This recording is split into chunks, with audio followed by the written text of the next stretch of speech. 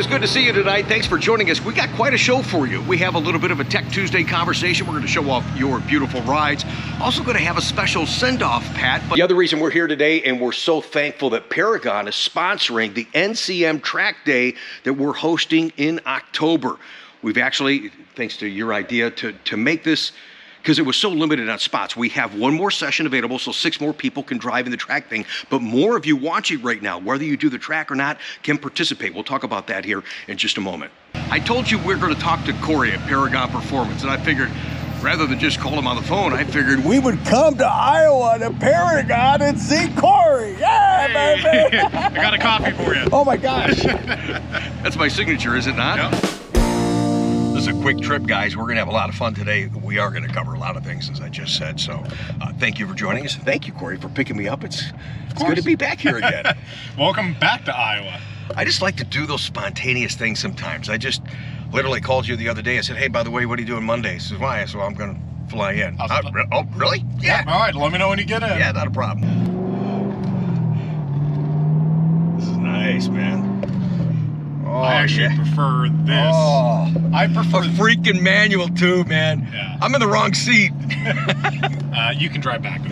Oh, no, I prefer baby. this over the C8 just driving any day. The Blackwing, to me, the CT5e Blackwing, and I went to Ron Fellas for this as well. Oh, yeah. It's just the better overall fun car. I can fit 4 people in it. I can shift the transmission, 650 horsepower. It's just fun. It's so much fun. Okay. I love the Corvette, but Right, but really like you've the done a lot Blackwing. more performance driving than I have, you know. Now, take this on track. What's the comparison between a C8 So, and this? when This has got to be way different. Yeah, totally different. On track, I prefer the C8, just because it's more Okay. controllable. This is, you know, V8 supercharged manual rear drive. It's just too big. The rear, I can get the tires to spin out at 60. I can't do that as easily on the C8. Right. But when I was at Ron Fellows, that was actually the most fun I ever had, because it was raining both days. Oh, that sucks. I can't remember what track we were. Oh, no, it didn't suck. It was awesome. Because I was like, how often am I going to be on track in somebody else's car in this particular platform, and whatever happens, happens. And I had the most fun I've ever had on track.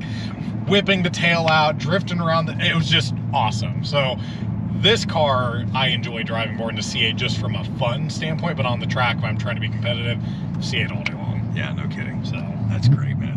It's good to be here with you guys. Thank you so much for joining us. Oh, this is the part I love, the on-ramp. Oh, yes. Oh, jeez. Remember, I got a coffee. Oh, yeah.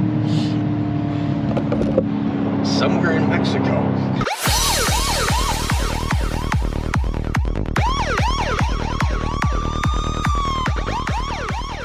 So I told you guys we have a special send-off, Pat. it's special. You'll probably be glad to see it go. Well, it's currently April 7th, and as of now, I don't think he's sold it again. Okay, maybe some of you guys out there can relate to this. We have a client that is a friend and is the wackiest car guy I've ever met. He bought this car. I never had a chance to do a send-off, Pat, and that was really the motivation, besides some other things we're going to talk about today, to come in here and see Michael's car from Florida. He's not even seen his own car. Guess what? I'm taking it to lunch. No. Oh my gosh. Try not to make this too long. Every time I get here with you, we just have these great conversations and stories. But here's how it went down, so you guys can follow the bouncing ball. And then I even get dizzy in this whole deal. So we're having dinner. Back then, I had an allocation for a freaking high wing. Michael says, no, you were at dinner. He says, you know what? I just got this car. You know what? I'm not going to do that. No.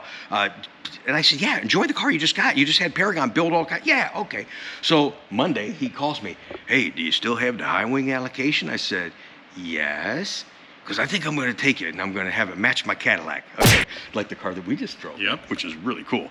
So I said, okay. So he orders a car. I forget when the heck it came. Did it come in November or December? I think it was December, wasn't it? I think it was around December we got it. It's April. Does it really matter at this point? So the car's still here in Iowa, and he's done, and you know, Michael is famous for doing the OEM Plus, and we've got all kinds of cool wheels on here. We've got an intake, and we've got inventory in here. What else have we not done? So, Michael should work for Chevrolet. Yeah, so we have a few things we haven't done yet. Right. Actually, it was on the lift until last Friday because I need the lift for the car that we're supercharging. Oh, okay. So I had to get it off the lift regardless. So we still have some extra cosmetic things. We need to adjust the ride height to make it match. Front setting a little bit lower than the rear right now, so we're going to turn the front up. Carbon fiber mirror caps that were an OEM option. He wants to wrap the top of the roof so it matches kind of like what the ZR1 is, and just some little kind of tidy up. But I didn't have a choice but to get it off the lift. But it's been on our lift. It's going on 2.5, 3 months. It's been sitting on that lift because we've had a lot of back and forth as far as what we're doing, what we're not doing. Is the car sold? Then I bought it again. It's just been a lot of back and forth. A couple of times he said he was going to trade it, and actually, as of doing this video, I don't know what the status of the car is. But it's just a beautiful car, and I wanted to share it with you guys and Michael. On Thursday, he told me he traded it in. On Friday, he said, keep doing what you're doing. So I don't even know right now. But as of right now, Monday, the 7th of April, it is documented he is currently keeping the car, planning to take it to NCM Bash. I did like your little comment on social media. You're like, oh, I can't wait to see the car, knowing that you were coming in on Monday. Yeah. And the carbon fiber, the visible carbon fiber, just pops against this white. He's got it on the roof here, which was ordered from Chevy. Tell me about this hood, Corey. This is freaking hot, man. Wow, look at this damn thing. So I actually have to take the hood off. Oh, okay. Because he wanted the hood, and then he was in the process of buying another Z06. Gotcha. And then he didn't want a carbon fiber hood on that Z06, so I had to take this off and find somebody willing to buy it locally because I don't have the box to ship it anymore. Oh, so the hood is coming off. I'm putting the factory one back on it. Hint, hint. Yeah, it is available for sale in Iowa. Please come grab it. But I really liked how it looked with everything, especially once we black out that top. Oh, on the A-pillar? Yep, we're going to be blacking that out. Yeah. So it'll and look at the interior. Really oh, yeah. You guys know I got a soft spot for this interior. And unofficially, we're hearing, and we'll know in a couple of weeks, oh, yeah, I love the sill plate too, man. But the tension blue is going away. And I know it's time. You know, this was always intended to be trendy and never the, you know, the core volume stuff like your gray, tan, black, and red. But, oh, man. Damn, this looks, and it looks so good against the white too, man. Wow. So, just officially, Michael, whatever you do with the car, I really like it. Hopefully the next owner will too. Hopefully. So we had hopefully a owner. An owner will appreciate it. Sorry, Michael, this is well-deserved. And I'm just laughing because it's just been so crazy. So we got to just give it a real official send-off pat here, if we will. Wherever you may end up, we have the send-off pat for you. We give the wave, the thumbs up, and it's a high wing that is a rarity now. Here we go. We got the rub of the wing all the way down the wing. This thing's hot, though, guys, isn't it? I had to share this with you. Congratulations. Michael, thank you for all the great business and the friendship. Oh, the inside? No, I didn't see that. I don't have my glasses on. Let's take a gander. This is the guy that I teased for years that when you do a custom plate on the inside of the car there, we'll get some light on this action here too for you guys, that you can put anything on there. And I said, hey, you can put on there, I love tacos. Well, he did it. I love tacos. And then the next car he went, I still love tacos. Yeah, and I got both. He gave those both to me. I have those. We're going to put them in a shadow box and display them somewhere.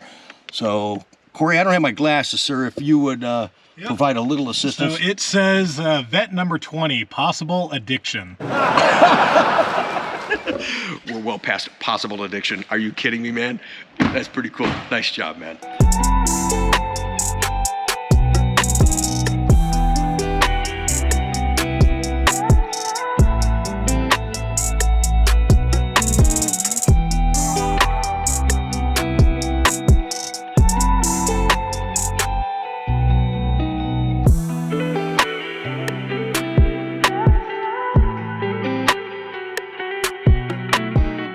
Dude, I heard what you said before the camera went on. Don't even start. Yeah.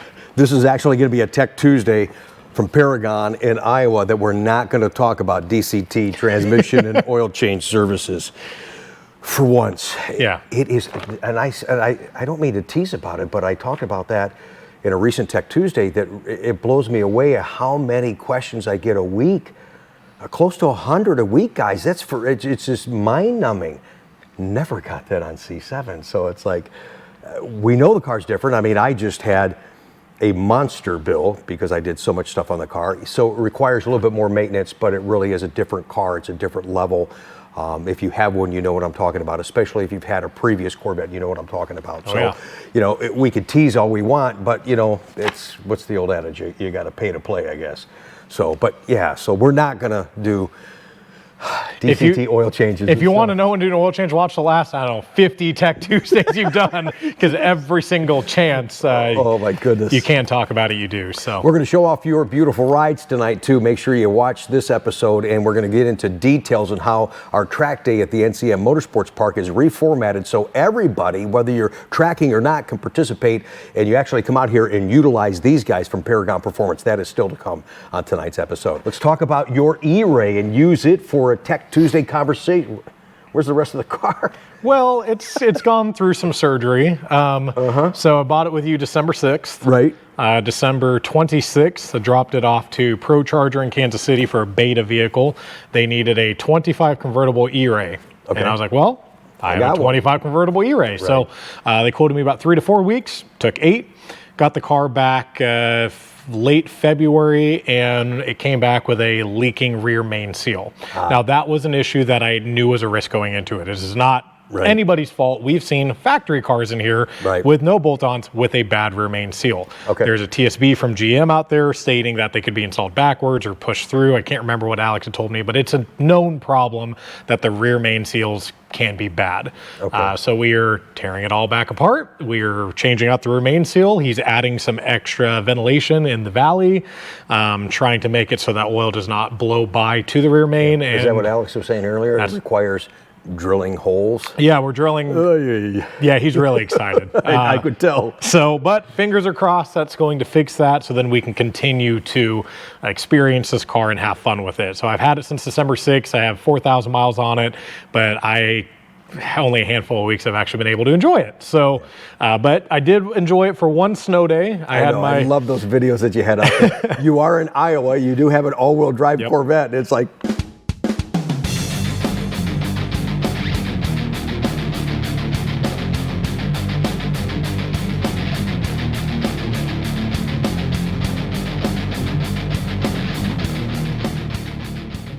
why not? I put the ski box on the top. I keep a shovel and I love that. And everybody, all your friends closest to you, and I know you fought us for the longest time, and it's not on right now for obvious reasons. But you painted the ski box. I did. Thank you. To match the car. It looks fantastic. Yes. I wanted the black one, but they didn't have it, so they had gray. And I was like, oh, gray works with the calipers for now. But it was at the time, I was like, it's going to look so much better paint to match. So getting it paint to match was really kind of the icing on the cake. And I've owned plenty of vehicles in my life. And there was, after I put especially the summer wheels on it, the bronze ones now, and then the painted ski box, I'd park in the garage, and I caught myself looking back at it. And my wife looked at me and she's like, what are you doing? I said, looks pretty damn good. And she's like, go, keep going. You see these cars every day. I'm like, yeah, but I don't turn around and look at them. So I did have that moment of like, wow, it looks really good, and I was really happy with it. But a lot of people hate the ski box. People on the internet, oh my gosh. Oh, I love it. I was going to do that before I started to pull the trailer, so I'm like, hey, go for it. I think it's great. I have a lot of people, especially on Reddit and Facebook, that, again, everybody has a right to their opinion. I respect it. The ski box is not for everybody. But I have a lot of people, buy a truck or buy an SUV. I'm like, well, I have an SUV, and I choose to drive that in the snow. It's just a lot more fun. And the one day I was able to enjoy it with the ski box, and then I bought all-terrain tires from a Lamborghini Storado for it. It performed better than I ever expected. So big kudos to GM. I can't wait for next winter to actually enjoy the car even more. So go to Colorado, go have some fun. But my goal next year, again, I keep a shovel on the top, I keep tow straps and everything in it, is I want to tow people out of ditches that get stuck. So you can pull a trailer, I can pull people out. It's some big logos on the Korey's Tow. Korey's Tow Company. 24/7. And I can put a hitch on it. I know you can. That's what I was considering, because the exhaust is on the side. I want to use his experience really for the tech conversation for folks considering E-Ray, that have E-Ray. I've got to ask you, having a car, this is a huge topic when it comes to this car. How many people have asked you, where do you plug it in at? Gosh, the lack there of marketing as a whole around this car, as much as the C8 is a masterpiece of its own, it's going to go down in history as one of the best cars made. across all platforms. Agreed. But where General Motors has really failed is with the launch of the E-Ray, and to explain to customers and have them understand that it is not a hybrid. You are not getting better fuel economy. You are not plugging it in. You are adding power to the front, making it all-wheel drive. Yeah. We still get inquiries all the time and people asking, why'd you buy the E-Vet? Everybody calls it E-Vet. And I explained to them, I'm like, I'm in Iowa. I drive my car year-round. All-wheel drive was a must. Sure. From a mechanical standpoint, the Z06, if our car for car, the Z06 is pinnacle. It is top tier in every regard. But from a aftermarket standpoint, which I kind of have some history with, being able to modify it a little bit and a lot of it, the E-Ray is a lot better. You got a lot more flexibility with that. Way more flexibility. I could have bought the car day one and said, I want to add 50 horsepower. I want to add 500 horsepower. Sure. And you could do that. On the Z06, you're limited to bolt-ons only. Well, in Z06's credit, it already comes top shelf, off the shelf. Correct. You know, so now it's little tweaks. Correct. At that point, you know, and that's what I want to ask you too. I mean, you have shop cars here, and all the guys do a great job at Paragon as far as, you know, building and offering stuff to customers, but you've been able to really put those cars through its paces and tests. You've had Stingray, you've had Z06, now you got E-Ray. And I know you're probably going to say you like E-Ray because that's really yours, but really, truly, out of those three that we have for C8, what do you like best? Or if I haven't had the opportunity to track the E-Ray yet. Yeah, that's true.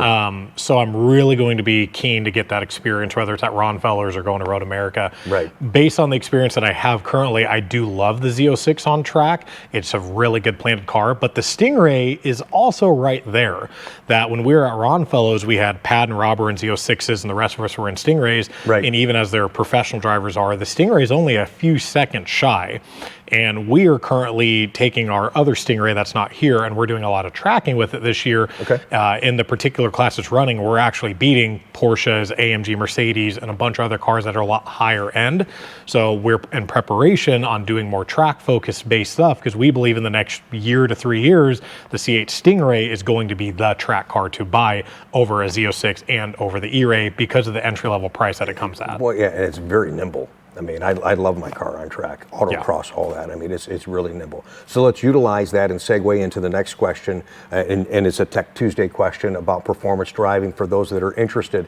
And I was so impressed the first time that I drove E-Ray at NCM Motorsports Park, how the all-wheel drive component, you know, the wider track alone right away, you just feel better. And just a real quick story on that. So the day I was doing that promotion before we hosted our first track day, Morgan and the folks said, hey, come on, we want you to do this new program. We've reformatted level 1. I say, hey, fantastic. And it was busy. She says, well, have you do Stingray first, and then you can do E-Ray. I said, okay. There was people everywhere, and I didn't know where I was supposed to go. And I said, where am I supposed to go? She goes, oh my gosh, they've already started. Well, go ahead and go do E-Ray first. Okay, mistake. I go do E-Ray. So then when I get in Stingray, I'm like all ready to go, and I'm having great track times and experience, and almost lost the Stingray because it doesn't handle as such. You've really got to adapt. Doesn't have that wide body. It doesn't pull you through. It was like, oh my gosh, it was crazy. So that really opened my eyes besides what I felt in E-Ray. So if anybody has an E-Ray, and I apologize, I don't have the actual stats of production. We're 2 years into this model. I think 3,000 cars, maybe? Based on, yeah. I mean, I know it's less than 5,000. I got to be pretty darn close. Okay, so not many out there, and I still have people really, truly, the more that we talk about the car, more people hear about the car and understand what the car really is, really do want this car. But if you're going to do some performance driving, you stumbled across something that's important regarding the front end. What was that? I did. So when I took the NCM delivery with you, they give you the packet and your booklet of everything. And it had the 2024, I got it right here. It's 2024 Corvette track preparation. Okay. And we were already... It's like a novel. It's 20 some odd pages. So I read through every single bit. Okay. And the thing that I found interesting was actually, prior to finding out what we'll discuss in a second, was the brake bed-in procedure. So we are going to film a video about how to properly bed in your brakes. For the burnishing stuff? For burnishing the pads, regardless if it's non-Z51, Z51, Z06, Z06 a carbon ceramic, and same for Eray carbon ceramic. We'll share that too once I get it. We talk about this a lot. This is very important. What we found is GM had 3 or 4 different procedures depending on what car you had. We're like, okay, well, makes sense. You have a base model car. Okay, sure. You have Z51 car, you have Z06, and then you have carbon ceramics. Right. Where we found their mistake, and they acknowledged their mistake, is they stated that the base model non-Z51 shared the same burnishing process as carbon ceramic. Okay, that's the first time I've ever heard that. We went on GDS2, went on our log and everything. We're like, that doesn't make sense. No, it doesn't. Base iron, no, it doesn't. Right. So we contact GM. We're like, hey, this doesn't look right because on the carbon ceramic, you're supposed to do like 60 stops within an X amount of period of time, from like 60 down to I think 10 or 15, but not activating ABS or traction control, not coming to a stop, getting it to a certain temperature. It's a whole process, and that's what it was saying to do on the Z51. But not the carbon ceramic. Yeah, so we're talking about this too, because if you've ever driven a brand new Eray off the lot, and when I have an opportunity to be there at delivery, I let you guys know that there is some type of a burnish. And I got a question for you too, maybe, and this is kind of on the fly, but it feels like you don't have any brakes with those brand new carbon ceramics, whether it's Z07, Z06, even the C7s were like that, and then the Eray, there is no bite to it at all. That scares you. We've experienced that. It's especially if they're cold, if you wash your car in colder climates, and the rotors freeze up on you, it is sponge. When I took it out on that snow day, my car was locked up. Okay. There was enough water and condensation on the rotors that I was stuck in the parking lot. I had to go reverse and drive to release my pads and my calipers. I did a couple laps around the parking lot to actually be able to stop. So yes, there is a bed-in process, and we get that a lot with guys saying, oh, these are really high-end fancy brakes, but I don't feel like I can stop. You have to bed them in, and it's not talked about enough. Right. Dealers don't discuss this, so I actually found it interesting that the process that NCM provided me is the correct process, but GM didn't even have that process. Let me ask you this, your opinion, or maybe you've got it in that, and I haven't read the latest guide because they do tweak that year over year to bed in or burnish as we discuss those ceramic brakes, whether it's Z06 or Eray. What's your mileage preference? Is it the 500 break-in or the 1500? I've been telling my guys 1500. So I'm just because of the performance. So I'm not sure. I want to make sure that I'm advising you guys the proper. Yeah, I'm doing mine at 1500. I've currently got 4,000 on it now. I have not had the temperature and the ability to drive my car enough to do that. Well, it's in the middle of winter and stuff, right? Exactly. Right. So, but once we get the rear main seal fixed and everything, I'm going to go find a long stretch of road and go bed them in. But I plan at 1,500 miles. Okay. So all right, good. That's what I take. That's what we tell a lot of C7 guys. We say, hey, at least at 1,500 miles, bed your pads in. Even if you don't have carbon ceramic, it's not a bad idea to do that. Okay. But back on the main discussion, what I found in here that I had never heard about this before. This is interesting, guys. Listen to this. So for fluid levels, per GM, this says front drive unit fluid, Eray specific. Front drive unit fluid should be changed after every 15 hours of track usage. This service is recommended to be performed by an authorized dealer. So if you have all-wheel drive, if you've ever had an SUV or even a truck, it's essentially a differential. You're changing the fluid and you're topping it off. But we'd never had this before because nobody's talked about this. We've never had an all-wheel drive Corvette. Right. So I had Alex, our master technician, our Chuck. Yes. He has started looking into this, and we found the fluid, which is... I'll move this up to the camera so the folks can see. see. So you can see the part number. See this up in here.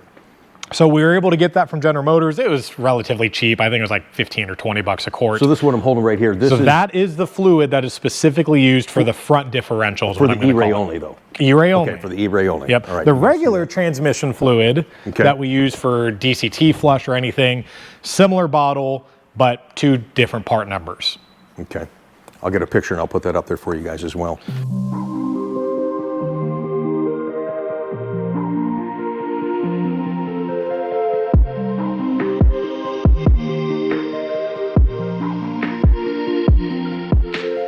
So what we found is it's essentially a diff service at 15 hours track or 45,000 miles. Okay. Has to be done by a dealer because you do have to get in with the GDS2 to check the fluid level and finalize the flush service. Right. There's not a maintenance light on it. There's not a percentage light like your air filter DCT. So you have to keep track on 15 hours track time or 45,000 miles. But I had never heard or seen that or anything prior to getting this booklet. That sounds familiar, and I'm sure it's in there too in regards to regular tracking as far as the transmission fluid. They want you to flush that entirely after, I think it is 24 hours That sounds right. of track time. So, and the same thing with your high temp brake fluid, things of that nature. So if you're going to do the stuff that I'm experiencing and I share with you guys, there's a proper way to do it. Is I also share with you guys when I had my 21 non-Z51 and I smoked the brakes and like, oh, I called you, I think. I said, do I need high temp brake fluid? He goes, you're out on track without high temp brake fluid? I said, no. He goes, Rick. So come on, Rick. I'm learning fast. Yep. I'm learning fast. So that was interesting. Nobody on YouTube has talked about that front differential for Eray. And I know the experience I had driving that, and whether you're competing or not, just getting out on track, oh yeah, it feels good, and it makes you a better driver, that Eray. It's a remarkable handling car. And like you said earlier, it's not about gas mileage. It's not about top end. It's about the experience. And I hate it that some people will come to me and say, well, you know, the Eray, it doesn't perform top end like the Z06 does. So let me tell you something, dude. I've been out on track, okay? I don't know how many guys will ever get to that top end that you'd actually notice that it's not there. Okay, that's balls to the wall. I'll never be there. The rev range on the Z06 is amazing. The sound that it provides is amazing. But for me in particular, from the tracking that I'm going to be doing, a little bit of drag racing I'm going to be doing, the day-to-day driving, the Eray was the better car for me, just because I can do whatever I want with it. If I want to throw a head and a cam in it, I'm going to throw a head and a cam in it. I can't do that with the Z06. Right. So it was the no-brainer pick. So, and I've had plenty of allocations for Z06. I've passed on every single one the second they released all-wheel drive.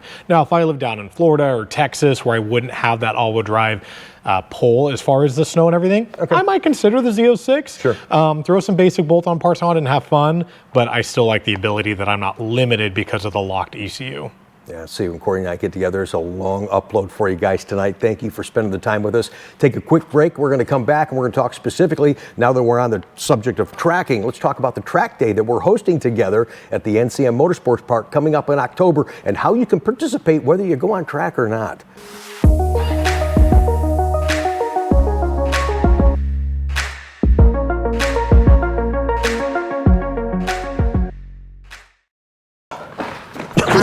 The one issue with the chairs. I need a ladder to get up in this thing. Oh my gosh. Yeah, that's the one issue of a tall table. We have to have tall chairs. It's the Paragon Amusement Park. Yeah, keep your hands and feet on the ride at all times. I feel like a little kid sitting in a high chair. Hang on a second. This is so funny. If you need to go up, yep. That's when okay, now I really do need a ladder. Oh my gosh, okay. Yep. So now you're comfy. Wow. Is this the podcast room? This is the podcast room. Wow, this is pretty cool, man. All right, welcome to this part of Tech Tuesday. This was specifically designed to, number one, thank Korey and the staff and management and ownership of Paragon for co-sponsoring our track day at the NCM Motorsports Park. Those of you already registered, we're going to reformat this whole day, and this was Korey's idea. He kept saying, I really want to get more people to participate. And I said, well, you weren't at our first day, and I'm telling you, man, everything was really tight, and there's just no window to do anything more. So thanks to the folks at NCM Motorsports Park, thanks to your idea, we are going to have an opportunity to involve more of you, even if you're not going to track the car. There is one more session, only, 6 more spots, I think it is? Yep, 6 a session. There's an exclusive link down below in the description of today's video. Click that. That will probably go in minutes, but also click that link because here's the other component. The high-speed go-karting is going to be going on as well. Yep. If you buy that ticket, you also get a luncheon. So you're going to join us for lunch and other people that are participating in the track. It's Corvette people having conversations about their experiences, about the cars. And there's also a Cars and Coffee. That's a free show. Come out, show your car off. We'll show as many of those as we can when we do the highlight reel coming up in October. So click that link, not just to get registered, but also look at the other things that are on there to go into the karting. And here's the cool thing too. So we kind of made that a competition too. Mm-hmm. And tell them a little bit what that's all about. Yeah, so the go-karting is something that I wanted to incorporate. I've been out to NCM more times than I can count. Been out to the track. As you said, we're sponsoring this event. We also sponsor them. We love all the like-minded people that are willing to track their car. Sure. Back in December when we did my delivery, just the amount of support that we had of people wanting to come out. Yeah. Autocross was just mind-blowing. It was pretty cool. And it was truthfully amazing. I was up on that overhead stand just looking at the flooded amount of cars. I'm like, wow, all these people came out on a December 6th chilly day to auto. This is great. So expanding this as much as we can, understanding that we're doing that level 1 program with NCM, and they can only do so much track time, so much autocross time as we are using their cars, but also the fact of how many people just want to come hang out. Right. So asking them if they could open up the go-karting track, which they said they could, which I've never done before. So they're opening that up, I think 11 or 12 o'clock for the whole day. Right. And they had said, well, we'll do a competition. Whoever wins that go-karting segment for the day will go out and get a hot lap or two in their car. Because those are times. So whoever walks away with the fastest time on the go-kart, and we're going to film the person that actually gets the hot lap in a C8 Z06 on the track. Again, all about the experience, all about the great time, and all of us together, just all of us together sharing in that. So bring your cars for the Cars and Coffee, and here's how the format is. So if you're a morning session client, which is like the 8 or 10, you're all gonna start at 8 o'clock in the morning and you'll get emails from the track on this. There's gonna be 2 track sessions, there's gonna be classroom sessions, and there's 1 autocross where you'll get several attempts at the autocross. And then of course, I'm going to be participating in all of those sessions, as he laughs. And you guys have to, whether he beats me or not, you have to beat me to win the trophy. All right. So we've kind of made it a thing, and it really is a thing, but it's really exposed this element of Corvette ownership and really just had a lot of fun. And I like this level 1 because I think this is that great introduction. It's not intimidating. You don't feel like, oh my gosh, it's all tracking. We're on the track all day long. You're done with a 20-minute session. If you've never done this, you're going to be worn out a little bit, and it wears you out right here in the head. And you're going to understand why this is not just physical. It's not just horsepower. It really is mental. And once you connect all those things, then you really start understanding the car, appreciating the car, and really just having more fun. And you're safer out there in just everyday driving environment on your back twisty roads, that kind of stuff. You understand how to look ahead, those kind of things. So this really worked well last October. This October is going to be great, getting people to do these things that they've never done. And even this past October, we had folks that were actually past trackers, but they never did the autocross. He goes, hey man, that was a lot of fun. It is a lot of fun. So you can take away from that, maybe do, I know SCCA and other people, other clubs do autocrossing all across the country. So search those out and have some fun. The NCM Motorsports Park has all types of level of experiences that you can go if you want to do this again. And you can use their cars. It's important to note too, we didn't even mention that. We're using their cars in this event. You don't have to bring your car. Bring your car for the Cars and Coffee and show it off. But on track, all the event, all that driven is by the NCM Motorsports cars. So that's pretty cool. All done in Stingrays too, I should add. Yes, all done in Stingrays besides a hot lap for whoever wins the go-kart. Yeah, which will be done. And we'll have some of our shop cars there. I'm still figuring out as far as what crew I am or I'm not bringing. But at the minimum, I'll have my Eray, potentially our Z06. I'm sure Rob will drive his Z06. Good. And the goal would also be bringing our track car that we have that's going to have full aero package, heads cam and everything, bring that out there so then people that are trying to get into the track can be like, hey, go not experience our car because we don't have the time for it, but sit in our car. We can tell you about what we did, how we did, tell you about lap times that we've done. We've already done a lap time at NCM. I think they're doing VIR. A lot of the well-known tracks going to Road America. Right. So then we'll be able to say, we kind of already know the industry standard or what a Stingray does. Here's what our track Stingray does. And a big goal, I don't know how I will somehow do this, but I want to send our car to Ron Fellows and say, hey, you guys know this track like the back of your hand. You're doing thousands of laps. Here's our car. What's it do? Oh, wow. That is a goal I'm pushing them for because NCM is a lot easier for us. We've already been there with it, but I would love to go to Ron Fellows because that's a really good standard to say their drivers does 1 minute 12 in a standard Stingray or 1:10 in a Z06. We did a 1:05 in the Paragon Performance built track car. Oh, wow. So all hypothetical times, but I know it's going to be good. Well, and that's the thing I want you folks that are watching right now that'll come out. Maybe you don't do the karting thing. Maybe you don't do the Cars and Coffee. Maybe you're not doing this track day, but still come there and utilize the experience and the knowledge of Paragon from the standpoint of, and they're not going to be doing installs there, but they're going to be on location to talk with you guys. Hey, how can I dress my car up? What's some suggestions? Oh, look at Rick's car. I got all these overlays. Oh, that's a great idea. Hey, Korey, I want to add I'm going to add maybe 30 to 40 horsepower. What's the most effective way to do that? They can give you some ideas. Do you want some track tips? They can give. The more feedback you can get when you're out there on track, if you're really getting serious about it, let them look at some of your PDR footage. I think you're going to have some laptops there. Yeah, so we'll bring some laptops. Jeremy and Graham, the owner and co-owner of Paragon, are currently planning to be there. They've got years and years of track time. So they'll be able to help kind of course you, and they know, especially NCM, they've been to that track hundreds of times. Just little tips make all the difference in the world. And one tip that I had at Ron Fellows, you get some guys, you'll get one in every crowd. You get some guys that won't listen to anybody. I absorb this stuff from you, from anybody else that's a performance driver. I want to get better. I want to be safer out there.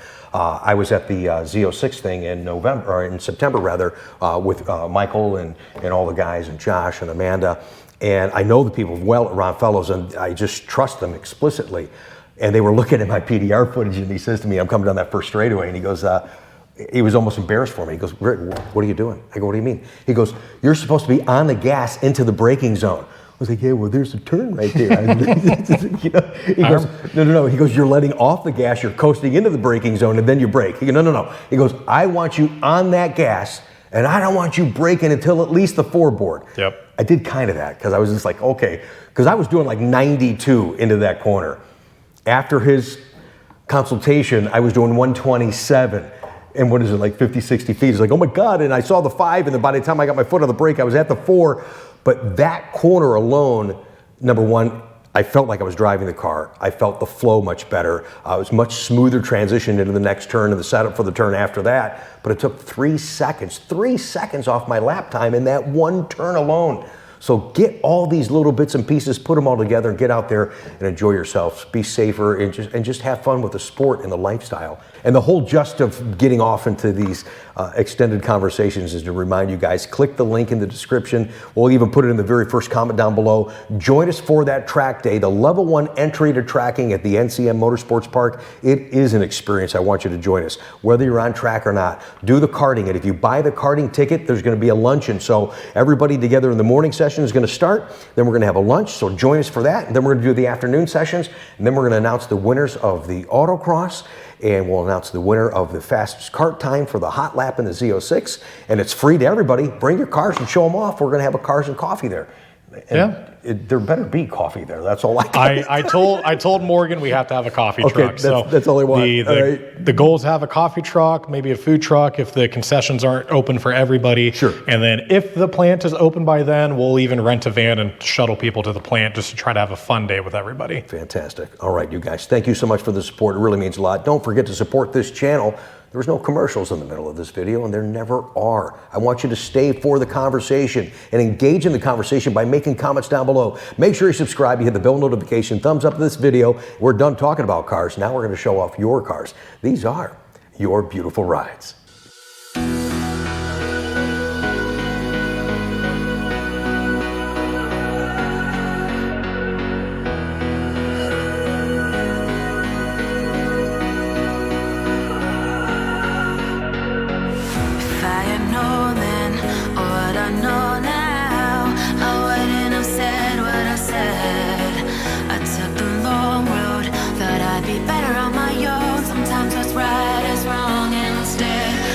I was too young, and I didn't understand that you were the one, and I can't wait to see you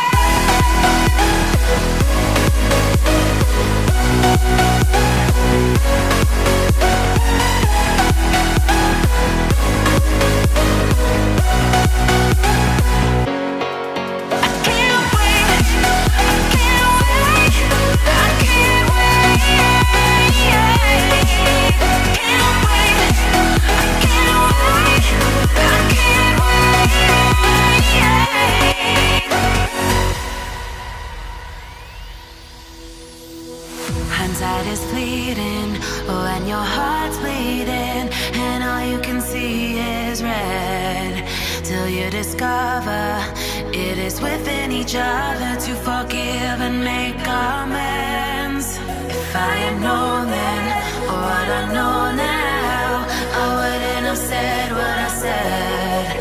I took the long road. Sometimes what's right is wrong instead. 'Cause I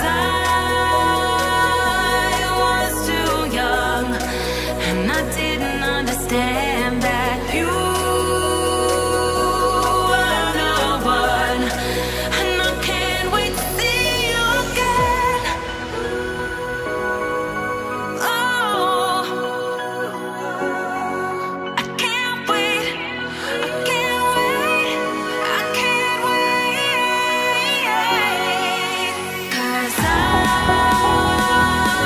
was too young, and